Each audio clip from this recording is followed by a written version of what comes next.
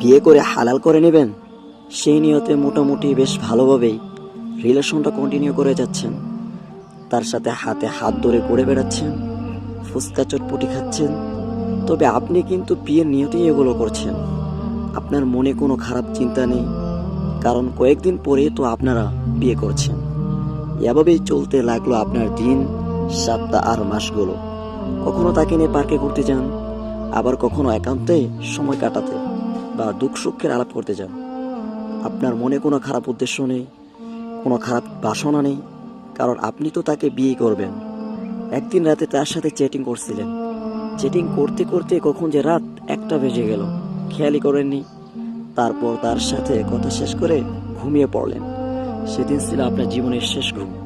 ভোর হয়ে গেল কিন্তু আপনি আর উঠলেন না, কারণ রাতে মালাকুল মউত এসে আপনার রুহকে নিয়ে চলে গেছেন। তওবা করার সুযোগ পেলেন না আপনি, তাকে হালাল করে পাওয়ার সুযোগ এই জীবনে আপনার আর হলো না।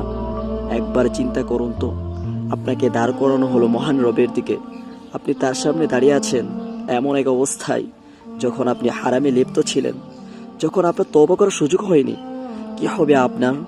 প্রিয় ভাই বোন, যেখানে আপনি জানেন না আপনার হায়াত আর কই দিন বাকি আছে, কত অনিশ্চয়তায় কাটছে আপনার দিনগুলো, সেখানে আপনি কিনা ভাবছেন পরে হালাল করে নেবেন। এই পরে হালাল করে নেওয়ার চক্করে কখন যে মৃত্যুর ফেরেশতা আপনার দুয়ারে এসে হাজির হবে বুঝতেই পারবেন না।